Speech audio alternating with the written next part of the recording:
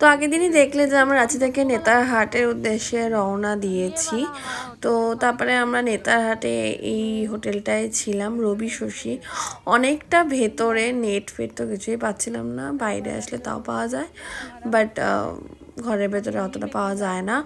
এক রাতের জন্যই ছিলাম, আর বেশ জায়গা নিয়ে হোটেলটা ছিল, আর হোটেলের রুমগুলো বেশ সুন্দর ছিল। মানে রাত্রেবেলা তোমাদের দেখাতে পাচ্ছি না, তো সকালবেলা ভিউটাও নিয়েছি। ঢুকেই ডান দিকে একটা মন্দির ছিল, তো তার পাশে একটা খাওয়ারের জায়গা ছিল, বেশ হালকা ডিম লাইট জ্বলছিল, দারুণ অ্যাম্বিয়েন্সটা ছিল কিন্তু। আর প্রচুর নাশপাতি গাছ চারপাশে। তো তোমরা ये वाला जगह तो हमने नहीं देखा भाई साहब, कितना सुंदर है, दारुण दारुण, ये दारुण সিরিয়াসলি। ওইখানে বোধ হয় চা ঠা সব পাওয়া যায়, বাট এখানে মনে হয় না লিফট আছে, চা ঠা পাওয়া যায়। সুন্দর উমা, দেখো আমরা ঢুকে পড়েছি হোটেলে। এই যে আমরা দোতলায় রয়েছি, আর দোতলার করিডোর এটা। তো ওপরে আমরা 4 জন রয়েছি, বাকি সমস্ত সবাই নিচে, কারণ সবাই এজেড পার্সন। আর চলো তোমাদের রুমটা দেখাই।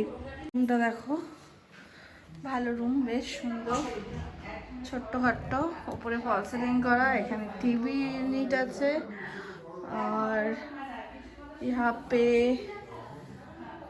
बाथरूम अच्छा है बाथरूम। বাথরুমটা তো বেশ ক্লিন, ছোট্টখাটো গিজার ফিজার সবই আছে, কোনো চাপ নেই। আর আমাদের ঘরে ওয়ার্ড্রব নেই, এখানে দুটো শেলফ আছে, আর এই হচ্ছে মিরর। তো সব কিছুই দেখা যাচ্ছে। পাশের ঘরের মিররটা অনেকটাই বড়, আর তাই হোক মানিয়ে নেবো। আর তো দুদিন চাপ নেই, তো ভালোই, ঠিকঠাক দুজনের জন্য। তো এরপরে হয়তো জানি না সন্ধ্যাবেলা স্ন্যাক্স কিছু দেওয়া হবে কি না, সব জানলাম। তো বেডটা বেশ তো বড়ই আছে, ডাবল বেড, নো চাপ। তো এখনো অবধি ইয়াপে এয়ার ফ্যানও আছে। হ্যাঁ, তো যাই হোক, এরপরে দেখা যাক কী হয়। কিন্তু এখানে আমি একটা খুব অসুবিধা পড়েছি, সেটা হচ্ছে এখানে ফার্স্ট অফ অল ওয়াইফাই নেই। আগের হোটেলে ছিল, ওয়াইফাই নেই। দ্বিতীয়ত এখানে দোতলা আসলে তাও জিওটা চলে। আমি জানি না কী করবো, আমার চিন্তা হয়ে গেছে যে আমি ব্লগ আপলোড করব কিভাবে, কারণ ফোনের স্টোরেজ ফুলে গেলে আমি আর কিছু করতে পারবো না। তো দেখা যাক কী হয়। আমি মানে আপলোড আমাকে আগে করে রাখতে হবে, পরে কোনো রকমে ওটাকে, সেটাই করছি আমি কদিন ধরে, প্রাইভেটটা করে রাখি, তারপরে গিয়ে আমি পাবলিক করি। তো যাই হোক, এখন হয়তো খেতে পেতে যাবো ড্রেস ফ্রেস ছেড়ে। শুধু আজকে এত সুন্দর ড্রেস পেলাম, সারাদিন বাস জার্নি হয়েছে, ভীষণ টায়ার্ড। তো যাই হোক, পরে দেখা হচ্ছে আবার আমাদের সাথে। আলু বড়া, গ্যাস হচ্ছে দিনকে দিন, আবার আলুর চপ খাচ্ছে। আলুকে বেশি ভালো খেয়ে হচ্ছে গুলো হয়ে যাচ্ছে বুলো। জয় জয় বাবা আলু, বলো জয় জয় বাবা আলু। এখন স্ন্যাক্স খেতে বসেছি। এই যে এই ঘরগুলো দেখছো, এগুলো তো নিচের ঘর। নিচের ঘরগুলো এত সুন্দর, আমি ঢুকে গেছিলাম, ঢুকে কাকিমা তোমাকে দেখাচ্ছি, অনেকটা বড় বড় ঘর, এত বড় আয়না, আরো দুটো এর ওপরে দুটো ঘর আছে, আরো সুন্দর ঘরগুলো। মানে না ভিডিও ব্লগ করি না, ব্লগের ভিডিও।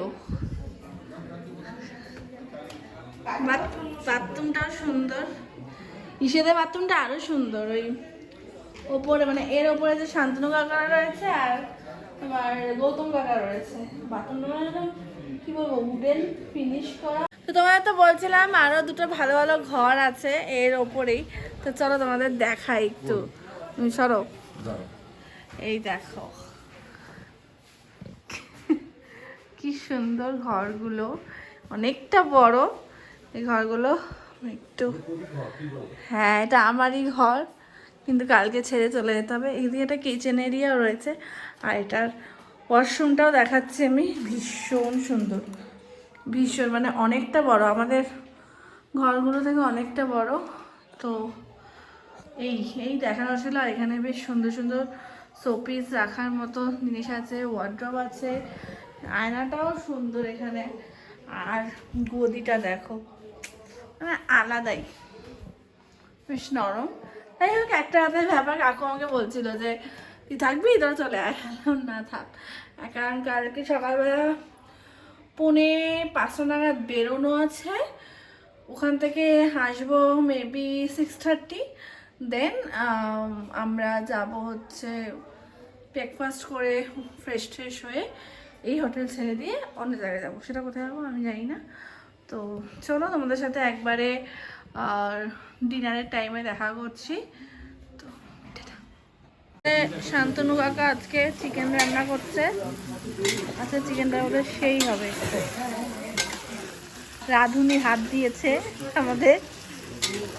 হোটেলে না বেশ 3টে ছোট ছোট বাচ্চা আছে, আমি ওদের কখন ধরে খুঁজছি।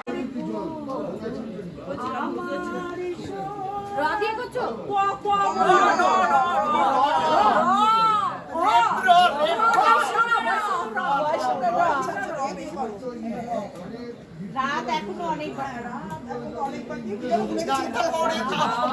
আমরাও কিন্তু অনেক